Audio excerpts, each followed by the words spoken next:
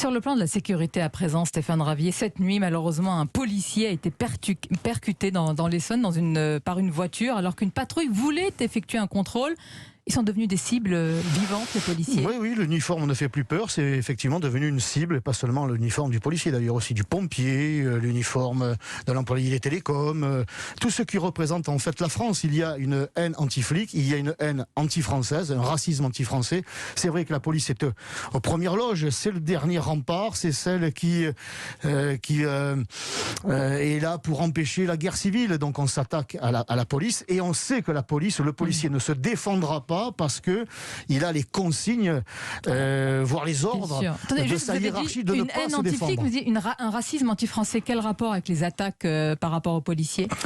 Parce que la police incarne, je dirais, la République, elle incarne la France, elle est le dernier rempart. Quelles que soient les origines du policier, donc c'est l'uniforme qui est visé. Pardon ? Quelles que soient les origines du policier, donc c'est l'uniforme qui est visé. Parce que l'uniforme de la police représente la France, elle représente l'ordre républicain, et c'est à ça que l'on veut s'attaquer. Et le policier, en plus, est désarmé moralement, il sait qu'il ne peut pas utiliser son arme qu'il a pourtant à la ceinture. Par qui est-il désarmé moralement ?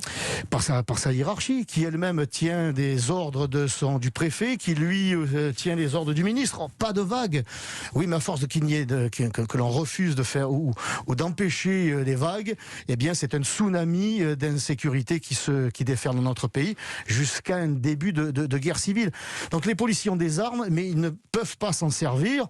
Moi, je préfère que ce soit une crapule qui aille au tapis plutôt qu'un policier.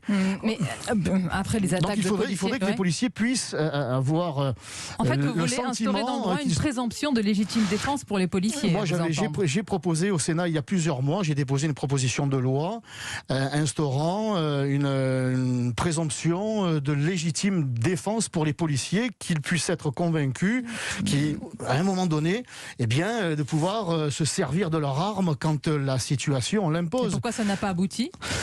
Mes collègues sénateurs de gauche comme de droite.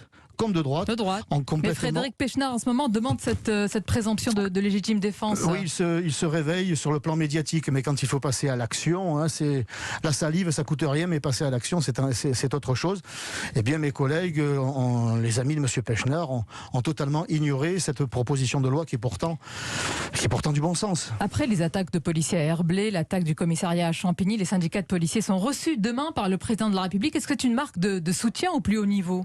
Oui, à chaque fois, ils sont reçus. À chaque fois qu'il y a un problème. À l'Élysée, à l'Élysée, ils n'ont pas été reçus depuis le début du quinquennat, ils le demandaient. Le président ou le ministre, quel que soit le ministre, qui se succèdent, on les reçoit, on les cajole, on leur fait des promesses et qui ne viennent jamais.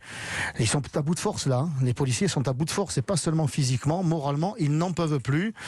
Et il est temps de leur donner les moyens, j'allais dire moraux, mais aussi financiers, matériels. Gérald Darmanin a proposé une prime pour ce qu'on appelle les nuiteux, les fonctionnaires de nuit. C'est une première réponse selon vous ? Oui, les nuiteux qui perçoivent 97 centimes de plus à l'heure que leurs collègues de jour, ce qui est un véritable scandale.